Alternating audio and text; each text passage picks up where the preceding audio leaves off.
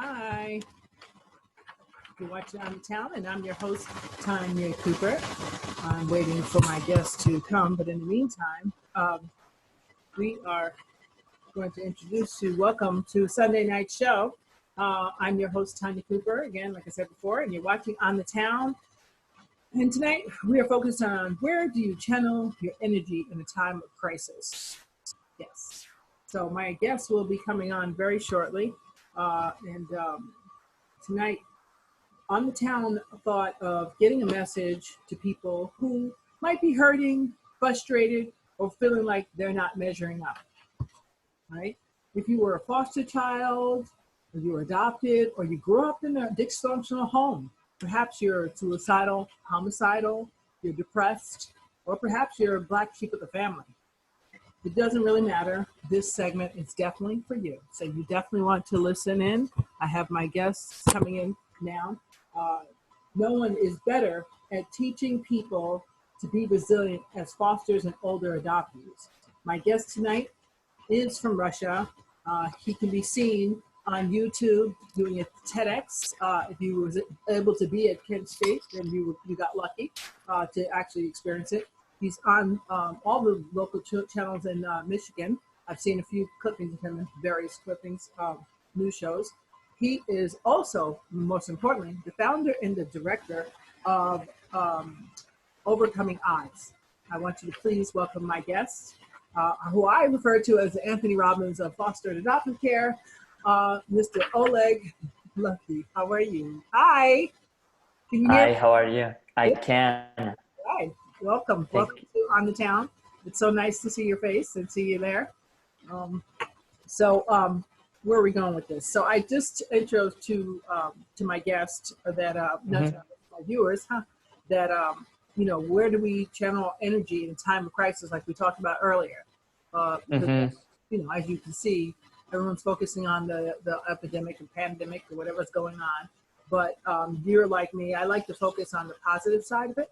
So I thought, what better person to have on than, because I wanted you to share your story. And, then people can see how I see you as kind of a motivated. You are a motivator. I'm not saying inspirational. And for people that are just feeling, down, you're one of those people that can really uplift people. And I thought, so tell us about your website. I just checked it out, Overcoming Odds, and how you got into this whole positive, inspirational movement, I'll call it. Absolutely. Well, first of all, I appreciate you having me on your particular platform. So for me, I think this concept of adversity and facing it head on has been something that I had to do from a very young age of my life. And especially during those, I think, young formative years of essentially being put in situations where I didn't have a reliable household to rely on. So living with an alcoholic mother and actually being under, I guess you could say, the wing of my sister, who was my legal guardian for many years during those first 12 years of my life. But ultimately what I began to realize was that whatever I focus on and whatever I give attention and intention to, those are the things that I'm going to manifest. And I think that's the beauty of life, is that we always, in my opinion, I always have a choice. I always have a choice as far as what do I give energy to? Do I give energy to the negative circumstances that might be revolving around this particular situation that we're in? Or do I choose to look at it from the other way? And that is, what is it presenting to me? What is it making me see differently? What is it giving me a chance to do? Such as in this case, it's connect with people on a deeper level, because now we have all the time in the world to do so. And before that, I remember I was thinking in situations where I questioned myself as far as, man, I wish I had more time, or I wish I had more time to do this, or I wish I had more time to do that.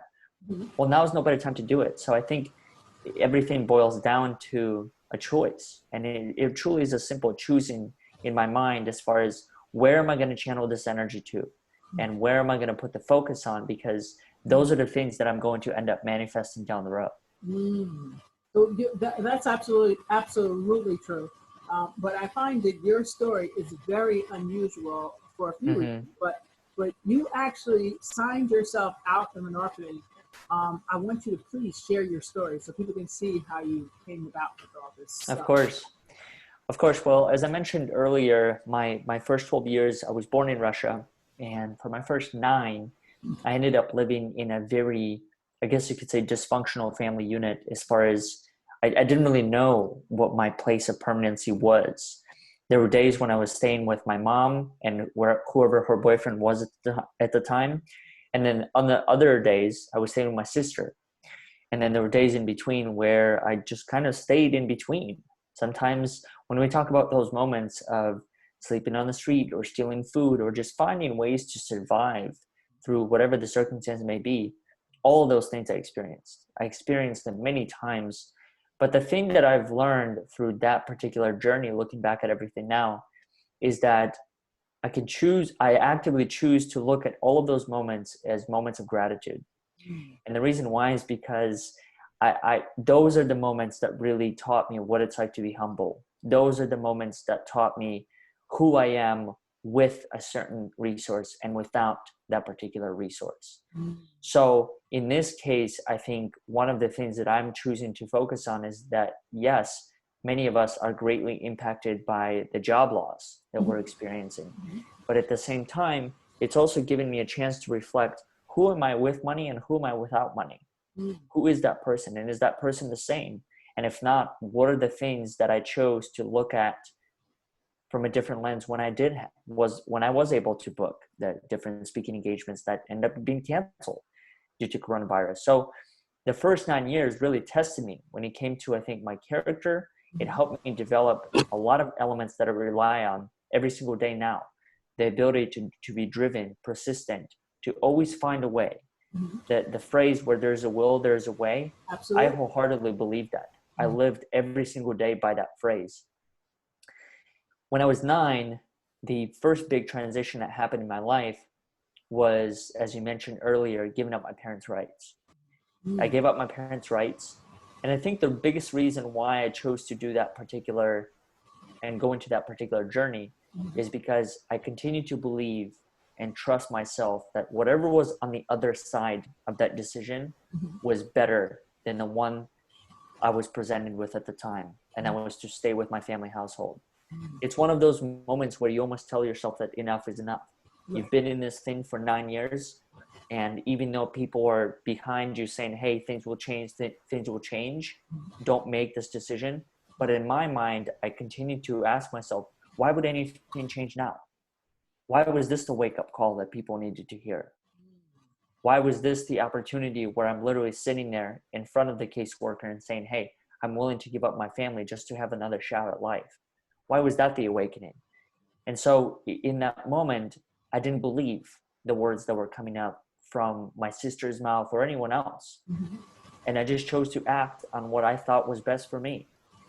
I went into that orphanage. I lived there for 3 years, from 9 to 12. I've seen it all when it comes to different forms of abuse, mental, physical, whatever you can describe.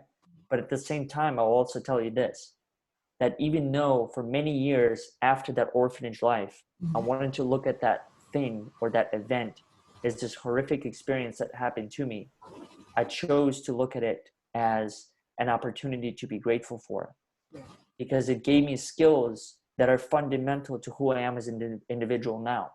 Exactly. The ability to be independent and not dependent on other people to help guide your life is something that it's down to my core, who I am. So it's those decisions that have shaped me as far as who I've become today. And that's one of the things that I would love to share with every single one of you listeners, is that I believe no matter where I'm in life, is that I can choose to look at my life differently.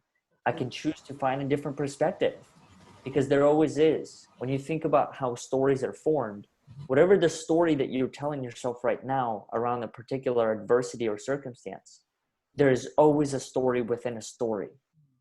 And because of that story that I have when it comes to an adversity, not only did I invent that to begin with, but I can reinvent that.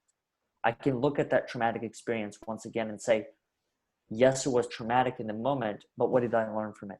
Right. Who are the And people that helped me get through it? yes, and sometimes, believe it or not, trauma actually makes you, if you survive through it, it makes you more resilient. And I Mm-hmm. think it catapults you to plan uh, better for your life if you utilize it the way you are, and using it as a positive Mm-hmm. aspect and taking out the good pieces, um, and Mm-hmm. using your time correctly, and keeping your mental protected, all those things. So Mm-hmm. it's amazing. What do you think are some ways, like to so if someone is depressed or not feeling worthy, what are some of the ideas that you can give them to help them get back up on their feet? Well, the best way that I can answer that is every single circumstance is so unique to what it is. So what I'll do is I'll just share what I've done, and hopefully out of those stories, people can identify their own steps, because I can't, and I'll be completely honest, I can't give the individual, here are the 5 steps to overcoming depression or anxiety, because every single journey is so different from what it is. What I've done and what I continue to do when I experience those moments is I continue to remind myself, what am I grateful for? Yes, I might be feeling depressed. Yes, I might be feeling anxious. So instead of bottling those emotions down, I actually choose to take it head on. Whether it's an anxiety that comes from, let's say in this case of finances, is a common topic amongst all of us, right? I think many of us wish that we can have more money than we have at the current moment. So when it comes to those moments, I just try and understand, where is it coming from? And as soon as I'm able to identify the source, I go back to the journal. I think there's something incredible within the practice of journaling that has really helped me uncover some of those deeper pain points and reframe them in a way that I can look at every single one of them from the point of view where, hey, this doesn't have to consume me anymore. That there's another story that I can create from it. That's so And that's what I'm learning, is that in journaling, and the other thing that I started to actively do well before this time is reading. I try and read significantly more than what I know. And the biggest reason why is because there's just so much wisdom and so much information available to us, literally with a simple library card. yes, yes, and you Nothing. kind You of take don't have it to pay away. anything for that. Yeah, Exactly. absolutely. Exactly. And Yeah. through those perspectives, I think that's how I've ultimately been able to develop this mindset when it comes to depression, anxiety, or overcoming other challenges in my life. It just helps me understand that, hey, if I continue to practice this, because this is a thing, we have to acknowledge this, is that I didn't wake up like this, and you didn't wake up like this. This is years and years and years work in progress, and we're always going to be work in progress beyond this. Yes, absolutely, all the time. What about what were some of your inspirational role models when you were growing up, or even before when you were home, and then when you went to the orphanages, and then later? What did they change those role models and inspiration? That's a really good question. So when I was younger, I think prior to being adopted, to be completely honest with you, I was probably my biggest role model. I was that inspiration that I always looked up to. The reason why is because a lot of the people that I was surrounded with at the time, they either treated me in similar ways, or I just didn't really see, as far as, oh, this is the person I can look up to. I didn't have full trust. I think it's, in my opinion, I think trust is a very big element in developing a relationship with someone who you can look up to as a mentor. So if I don't have their trust and they don't have my trust, their relationship, as far as me opening up of what my needs or my desires or my pain points are, is very difficult to do so. So prior to 12, I don't think I had many mentors. I don't think I had many people I looked up to at all besides myself. That's where I think my ultimate belief in myself developed. Now, after I was adopted and 2 to 3 years living in the States and finally getting adjusted to the culture and the language and everything that came with it, the mentors became Tony Robbins, Oprah, and I started to study those people. I started to study their journeys. And what was surprising to me was that both of them, along with many others, went through the same similar paths, almost identical journeys, Yes. just different circumstances. Absolutely. And that's where it clicked as far as, hey, if they can do it, then I can do it. Absolutely. And you and I have a very similar story actually too.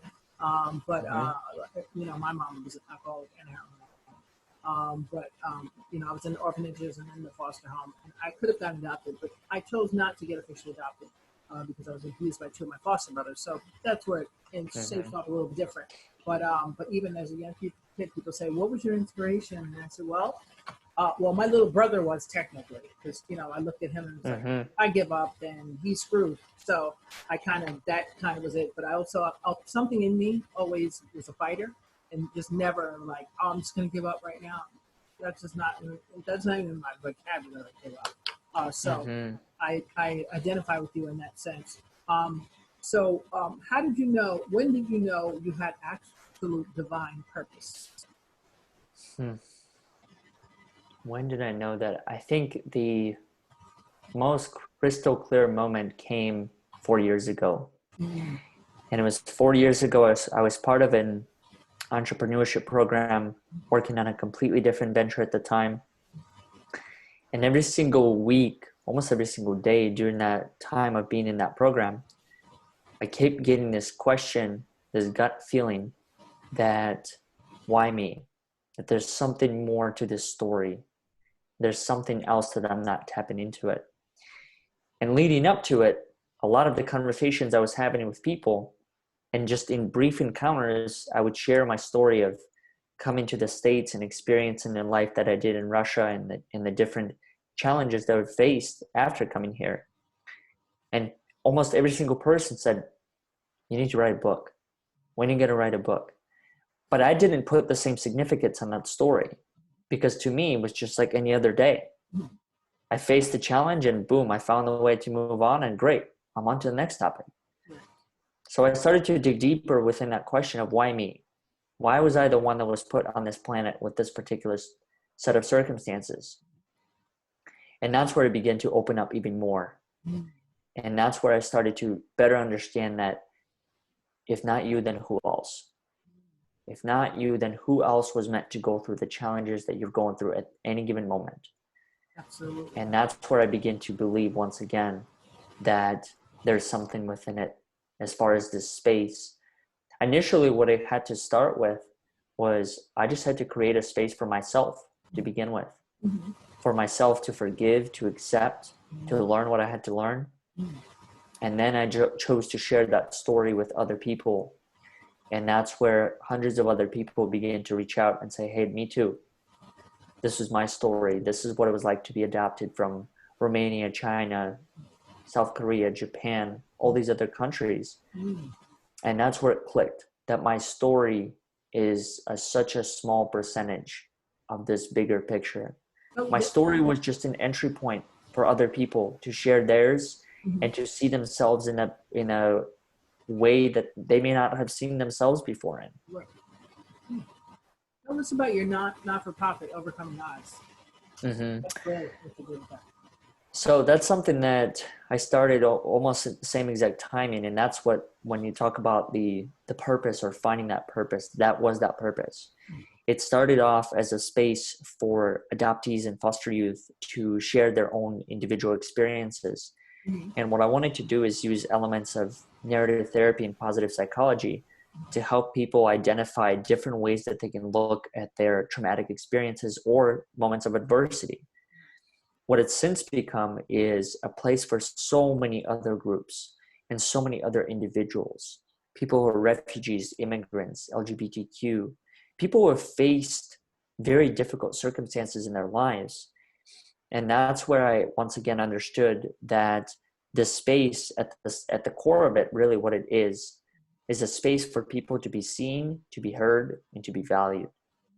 I wholeheartedly believe that at the core of everything that I do, it's creating a space for people to feel those three things. It's helping them understand that you're not alone throughout this journey. especially in this particular situation, the pandemic that we're experiencing. We're not alone. We may be at different phases of it. Some may be at step 6, others might be at step 3. But the beauty of it all is that this pandemic still connects us all. It allows us, it gives us a chance. In my opinion, it has almost created an equal playing ground. Now is the chance for us to try new things. Now is the chance to mess up as much as you can, because everyone is in the same boat. Yes. So that's what I want to encourage people is within this particular time is just try it.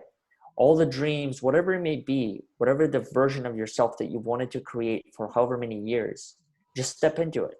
Just take one step forward. You don't have to have the whole how figured out. You just need to know where to start. Yes. And if you can identify that step, just take it. Do you listen to Abraham Hicks at all? I do not, but sounds like I need to. Well, she's like a Tony Robinson person, female version. I love her. Mm-hmm. But her and Anthony Robbins, Oprah, like you said, there's quite a few. Dwyer, before he passed away. Mm-hmm. And I like the movie The Secret.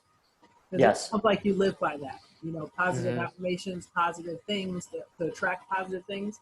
I like that. Have you ever seen it? Have you ever seen The Secret? I have. I've seen The Secret. I think I actually have the book on my shelf. I've been rereading. Mm-hmm. I reread Think and Grow Rich every couple of I love years. that. That's Napoleon Hill. Yeah, Absolutely. cover to cover. Absolutely. It's when I amazing. met you, I knew right away. I said, "There's a guy.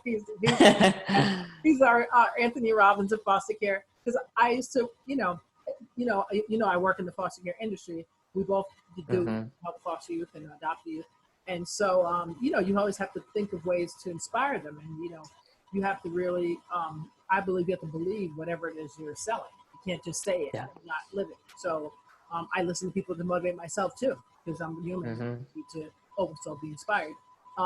But I when I found all those people, I felt like I finally found my tribe.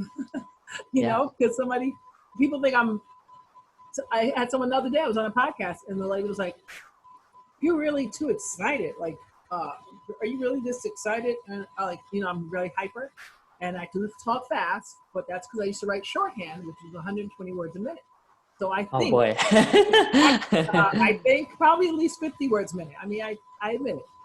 And I don't believe in taking any medication for myself. So that's, for some people, they're like, you probably could use some Adderall or something to calm you down or whatever, get your memory right, whatever. But to me, I like natural energy. I like staying positive on focusing on the positive, and all those people do it for me. So I don't know. Mm-hmm. But I had I had a couple of people write a couple questions. I asked them to write me a question that they would want to ask you.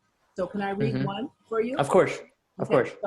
So one person, I think she was a foster, she said, "Do you think a foster who never got adopted versus an adoptee ever gets over the feeling of missing a birth mom? Or do you think it depends on why you left or got taken?" So that's a really good question. And the way that I would answer that is I still miss certain elements of my birth mom, without a doubt. Every single day. And so in regard to, do I think I will get over that almost? I don't think so. I think there's certain elements that I'll find ways to cope with. But as far as that feeling of missing elements of her, and I think the biggest thing that I miss is the what if, right? What if I think that goes it worked out? What if I stayed with her longer? What if she didn't drink? And that's where I think the question and the curiosity begins to build up more and more. But I'll also say this, that there's a little bit of a danger in that, in asking those questions. Because if you think about it, in you sharing the story and the number of words that you had to type per minute and how it actually changed your physical makeup, well, it's the same thing with thoughts. If you continue to think as far as the what if, or how different would it be, that's the ultimate reality that you're going to accept in your mind. And so I think it's okay to miss people. It's okay to miss them to a degree, to whatever degree you envision in my eyes. And in my case, because I miss her, what I've also understood is that it doesn't have to take away any love from the parents that adopted me, because they have a different, it's two different things. It's apples and oranges, but they're both weighed equally, and they both have similar elements of love. It's not that one has greater and the other one has less. They just are. They're different for what they are. But I think the feeling of missing someone, I think it's always there, in my opinion.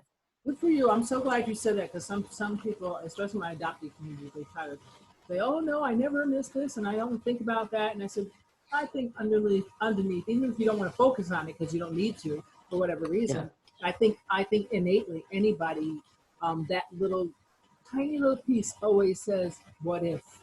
Yes. Just a little bit, even if it's not a good situation.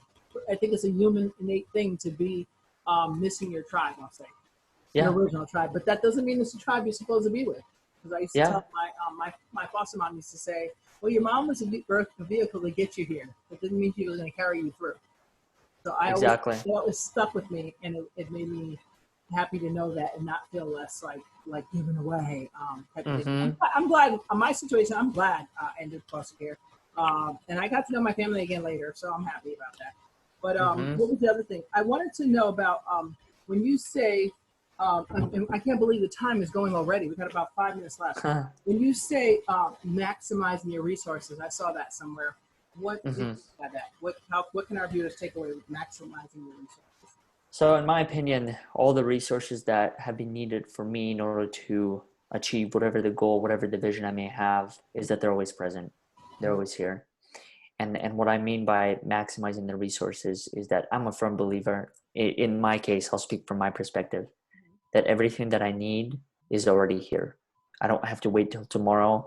I don't have to wait till next month in order to find that thing. It's about looking at it from a different lens. And that's where I'm a huge believer that, as I said at the beginning of it, is that mindset is so key in this. Because if you think about it, at any given moment of life, you can always identify something where you are living in a lack of or an abundance of at any given moment. Huge believer of that. And that's where I think choice comes in and becomes a very critical part, because I can identify myself in that moment and say, okay, I can live in this fear or lack of mindset, or I can step into the abundance. What do I have an abundance of?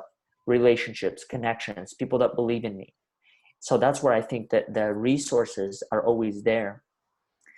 They just may not be in the same exact shape or form that you envision. So if you think about it, okay, if I need a resource as far as X number of dollars, well, what other resource is equivalent to that? What do you need the money for? You need the money to start a business. Okay, what other resources can help you start a business? People. Connecting with people can help you start that. Right. Leveraging your network to a point where you may not have to pay the same amount of money because you don't have that. Right. So I think the resources are always in front of us, and it really just boils down to being open-minded enough that you can see beyond whatever it is that you envision as that ultimate thing, because there's so many other ways to get to that end goal anyway. And that's the beauty of it all, I think, is understanding that because there are multiple ways to get to that particular target or end goal in mind, Mm-hmm. then you can utilize different ways to get there. That's amazing. So I like that maximize. So lastly, I'm going to ask you, and we have about a minute left, which I can't believe that's at the time has gone so long. That's for the Zoom, but we have more for the podcast, so we're still going for that. But I wanted to ask about what is R-DNA.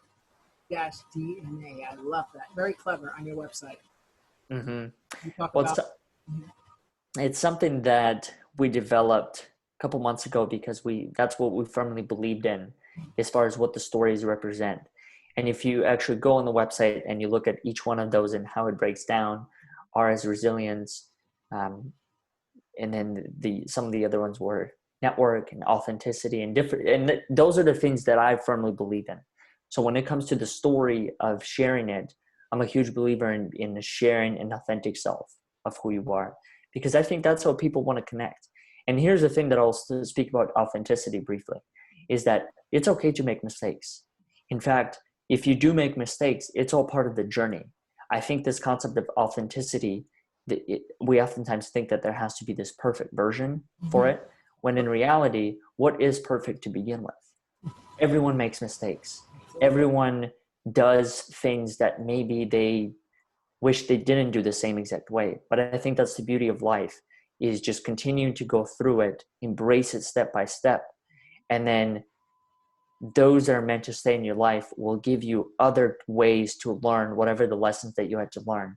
So that's what I'm a huge believer of, is connecting with other people through an authentic story that each and every single one of us has. Wow, thank you so much for that, Oleg.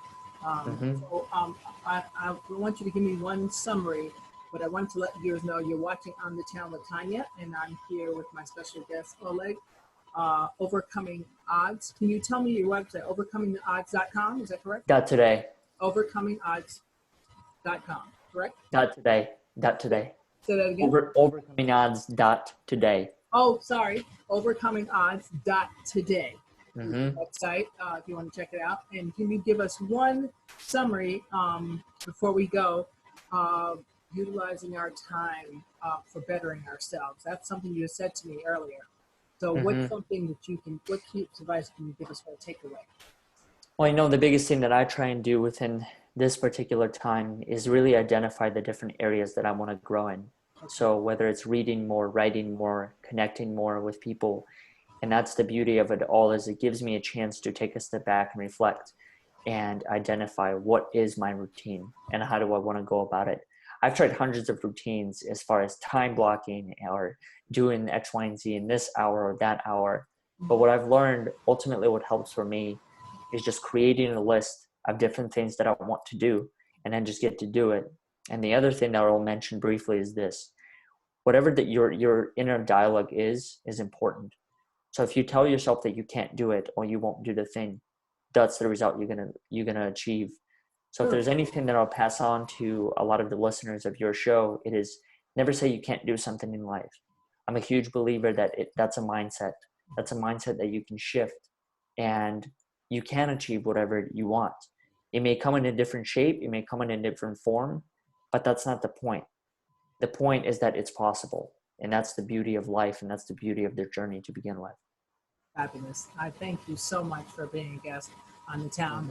And we hope we'll be able to see you after this COVID thing is over. And let us know what you're doing. Keep us informed of what's going on next. We'd love to. Absolutely. Anytime, you're welcome. All right. Absolutely. And thank you so much. Yes, you've been watching On the Town with Tanya. I'm your host, Tanya Cooper, and we'll see you next Sunday at 8 p.m. Thank you. Thank you, Oleg. Bye. Thank you. Bye-bye.